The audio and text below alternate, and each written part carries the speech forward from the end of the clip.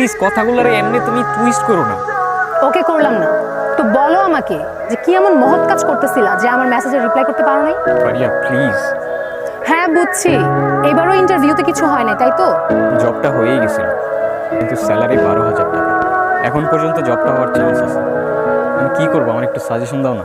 কি, তোমার মাথা খারাপ হয়ে গেছে? তুমি আমাকে জিজ্ঞেস করতেছো সাজেশন দিতে? আর 12,000 টাকা, 12,000 টাকা দিয়ে কি হয়? আমি কি করবো আমি বুঝতেছি না। কি করবো আমি তো আমার সবটা দিয়ে ট্রাই করতেছি। আমি এদিক থেকে ওদিক কিভাবে দৌড়াচ্ছি আমি জানি। ফারিয়া তুমি এত চেঞ্জ কিভাবে হয়ে গেল? কিভাবে এত চেঞ্জ হয়ে গেল? তুমি তো আগে বলতাম আমার যে কোনো সিচুয়েশনে তুমি অলওয়েজ সাপোর্ট করবে, আর এখন? শোনো, আগেকার কথা আর এখনকার কথা সেম না। এখন সিচুয়েশন অনেক চেঞ্জ হয়েছে, আর আমার দিক থেকে যতটা করা সম্ভব আমি ট্রাই করছি। এখন যদি কেউ ট্রাই না করে থাকে সেটা হচ্ছে তুমি। I can't believe you. তুমি এরকম ছিল না ফারিয়া। অযথা কথা বাড়ায় লাভ নেই। তুমি আমাদের জন্য কিছু করতে পারবা কিনা সেটা আমাকে এখন ক্লিয়ার করে বলো। আমাকে আর কয়েকটা দিন টাইম দাও প্লিজ। I am sorry. পরশু আরেকটা ইন্টারভিউ আছে।